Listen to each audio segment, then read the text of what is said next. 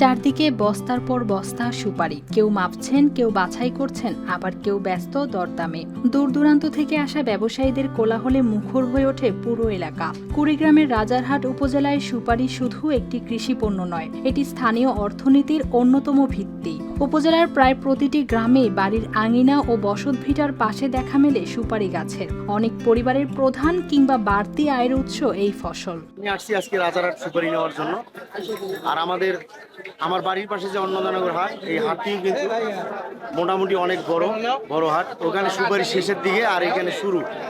সুপারি আসলে শেষ আর শুরু বলতে কোনো কথা নাই। দেখা গেল যে একখানে কাঁচা আর একখানে পাকা আর একখানে পচা।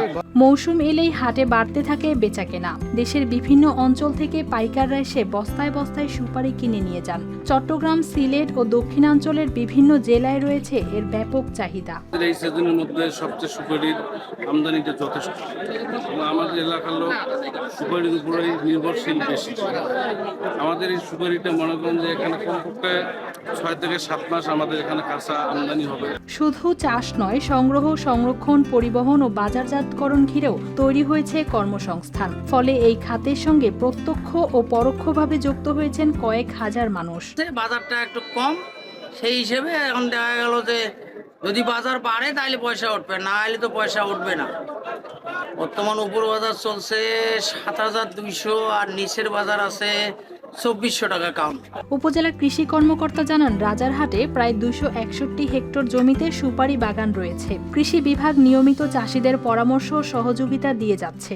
আমরা কৃষি বিভাগ থেকে আমাদের এই সুপারি চাষিদের পরামর্শ দিয়ে থাকি। তারা সুপারি বাগানে লটকন, চুই ঝাল গাছের পরামর্শ দিচ্ছি।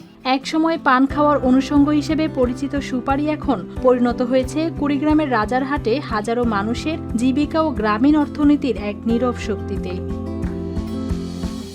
News desk, RTV।